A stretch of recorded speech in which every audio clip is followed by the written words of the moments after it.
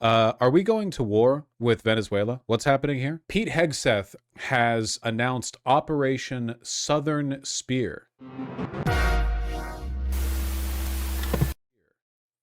which is what she calls it, by the way.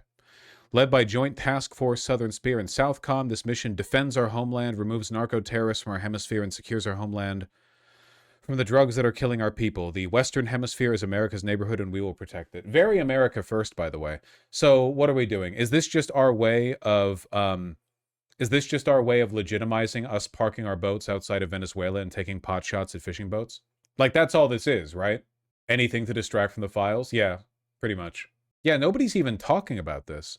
I guess right now it doesn't seem to imply anything, or it doesn't really signify much, you know? The tiny Caribbean nation of Trinidad and Tobago says it will conduct 5 days of military drills with the U.S. starting tomorrow. The islands are right off the coast of Venezuela. The last several weeks, the U.S. has built up its forces in the Caribbean, including its largest aircraft carrier. The USS Gerald Ford is in position there. While on Air Force One Friday, President Trump was asked about his intentions in Venezuela. Why? CNN, why? Make up your mind on what you'd like to do for as far as action? I sort of have made up my mind, yeah. I mean, I can't tell you what it would be, but I sort of made up my mind.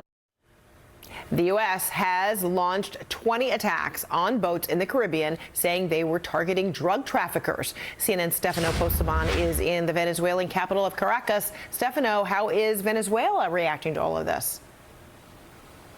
Well, I think that Venezuela, Federica, is bracing for something to happen in the next few hours, weeks, days. We really don't know when. It's a pretty wide range of time. I know that Trump has been talking about it. I still really do not know if we're going to be doing ground strikes in Venezuela, you know, because that's so insane. For one, that's our reputation with the rest of Latin America, like in the dumpster forever, basically. I know that Venezuela is not exactly the most popular neighbor over there, but and as much of an escalation as it is to just bomb random fishing boats, to strike the actual land, entirely different thing. I mean, I guess it's like we're already in the dumpster, but you can keep digging down, you know? And that could happen, but the idea of Donald Trump saying that he has sort of made up his mind, and then subsequently we learn that there are military exercises, drills off the coast of Trinidad and Tobago, which, by the way, it's really just a 20 miles boat ride from Trinidad and Tobago to get into Venezuela, to get into an area that is notoriously for the drug trafficking. It feels like that is yet another step, that we've been here, we've seen the tide coming every week that has passed, that has been. It's amazing considering how much we fuck with Latin America over the years, but now it seems we can't. We don't really seem to have the political will or intention or whatever intelligence necessary to do that same level of fuckery. I mean, we failed in Venezuela before. We failed Guaido, of course, but also like our influence has just been waning in the region, I think in large part because the CIA fell off. It's not like we don't have the money. It's just, I don't know. Whatever it is, it's to the benefit of the Latin American people, but it's probably a lot of like complicated explanations for it. But yeah, maybe it's just more difficult to do spy shit in general now. Like it used to be the CIA could like quietly incentivize or replace people or whatever, but now that everyone's got a smartphone and all these countries have internet and digital media and information can circulate really, really quickly, it's actually really difficult to do like black ops shit anymore. Maybe it's just really, really tough to do that work. I have no idea. In a consequential step that it's getting closer and closer to potentially the United States really taking direct action within Venezuela. That would be a strike on Venezuelan territory, which is frankly... Yeah, I heard that. The UK has stopped sharing intelligence with us because they don't want to be complicit in these boat attacks. And Tom Homan said the UK is not a friend of ours. Yeah, sure. Keep isolating people, whatever. Keir Starmer is going to keep sucking Trump's asshole every chance he gets on the TV anyway. Unheard of. The Venezuelan president has been on television almost every day this past week, always trying to present himself as a peaceful negotiator, asking for peace and asking not to open yet another endless war. Take a listen. It is to the people of the United States that I speak to at this moment, before these 100 jurors from 34 countries, to say, stop the insane hand of those who order bombing, killing, and bringing war to South America, to the Caribbean. Stop the war. They're gonna fucking end up legitimizing Maduro because he's the only guy who can resist the incursion. All right, this morning is CNN exclusive. Venezuela's President Nicolas Maduro with a message for Americans as President Trump mulls potential military action inside Venezuela. CNN contributor Stefano Pozzebon is in Caracas with the latest. Good morning, Stefano. Yes, good morning. I think that the value of the exchange that we had with Venezuelan President Nicolas Maduro yesterday here in Caracas is not on the message that he said, not what he said, because we have heard this type of speech, these messages of peace towards the United States before, but it's the fact that he was out on the street and surrounded, quite frankly, regular people, regular Venezuelans and the supporters of his government. The exchange was in a march just outside the Miraflores Presidential Palace. I was able to ask him what is his message for President Trump. Take a listen.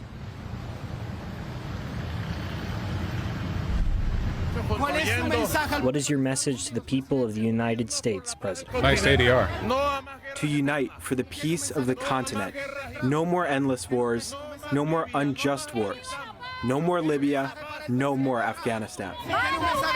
Do you have a message for President Trump? My message is yes, peace. Yes, peace. He's so full of shit. He genuinely, though, like, Trump is probably going to boost his popularity. Peace. Venezuela is ordering a massive mobilization of its military as the United States sends more of its own firepower to the region. We love peace. We deeply love peace. I keep hearing We don't this. want war here nor in any other place around the world. But if they dare to touch Venezuela, they're going to find us in every street. The announcement came after America's largest warship arrived in U.S. Southern Command area of operations. That area includes most of Latin America. We've got CNN senior national security reporter Zach Cohen in Washington for us. Zach, good to see you.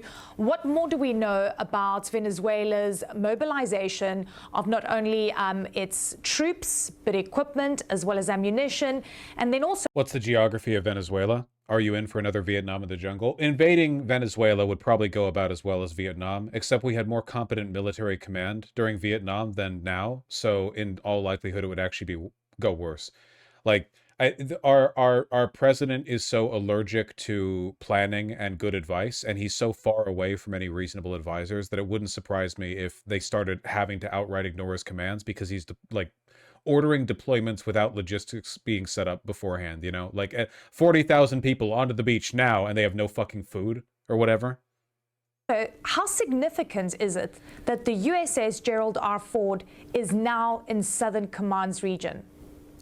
Yeah, Venezuelan officials making clear that this mobilization was ordered directly by President Nicolas Maduro, and it comes as a response to the U.S. military buildup in the region, which of course has been used to conduct these strikes against alleged drug boats, but increasing tensions with Venezuela in the process. Venezuelan officials calling the U.S. buildup a, quote, imperialist threat, and saying that they plan to conduct land, air, and naval exercises to really, as a show of force, to essentially ward off a potential U.S. invasion of sorts. Now, the aircraft carrier USS Gerald Ford is the U.S.'s largest aircraft carrier. It is the most advanced aircraft carrier in the U.S. fleet. At the same time, it brings significant air assets as well. It has 9 air squadrons, anti-surface capabilities, and it will join what is already a very large U.S. military presence in the region, including guided missile destroyers that are all ballistic capable, raising questions about what this firepower is needed. Vietnam had a modern professional military equipped with top-of-the-line modern kit from Soviets and Chinese. Venezuela had a barely funded corrupt military suppressing internal Senate decades ago. Yeah, I think that I feel like with the state of the Pentagon as it currently is, we would still manage our own resources so incompetently that it would turn into a quagmire. Certainly the Viet Cong were like much, much, much better equipped than, you know, for their time, I suppose, than what the than what the Venezuelan army is today. But I just can't imagine. I don't know. Yeah, I can't. Can you imagine Pete Hegseth leading us to victory in any kind of military conflict right now? What have we done? The most we've done militarily since Trump took over was like strike Yemen, and then we stopped doing it after nothing changed. I don't know. I have no idea. Trump administration insists that the Gerald Ford and the rest of the military assets there are intended to conduct the counter-narcotics mission, the targeting of alleged drug boats. But at the same time, I'm told U.S. officials were unable to tell Congress why they need so much firepower to target small boats. So this uncertainty is still increasing and contributing to the ongoing tensions with Venezuela. Yeah, absolutely. And look, a lot of people looking on and wondering whether this means some kind of confrontation down the line. But we know that the undercurrents of a lot of what we've been seeing is that Caracas does believe that Washington is seeking regime change, something we've even heard from President Trump in sort of nuanced terms. But what are your sources telling you? Yeah, we reported back in September and since then that there are some within the Trump administration who are pushing a strategy to effectively conduct strikes inside Venezuela with the idea of pushing Nicolas Maduro, the president of Venezuela, out of power. That is still something some U.S. officials hope can be accomplished as part of this military buildup. But at the same time, we also know that the Trump administration told Congress just a few days ago that it doesn't currently have the legal justification to target anything inside Venezuela or any other territory. Yeah, no shit. What would a U.S. victory even look like? I'm sorry. I genuinely think that all of this is meaningless. Like, it's all Epstein file distraction stuff. I just don't know how far they're going to go with the distraction. I doubt they'll put boots on the ground, no matter how many military training exercises they do in Trinidad or whatever. Striking the land would still be pretty insane. We'll see.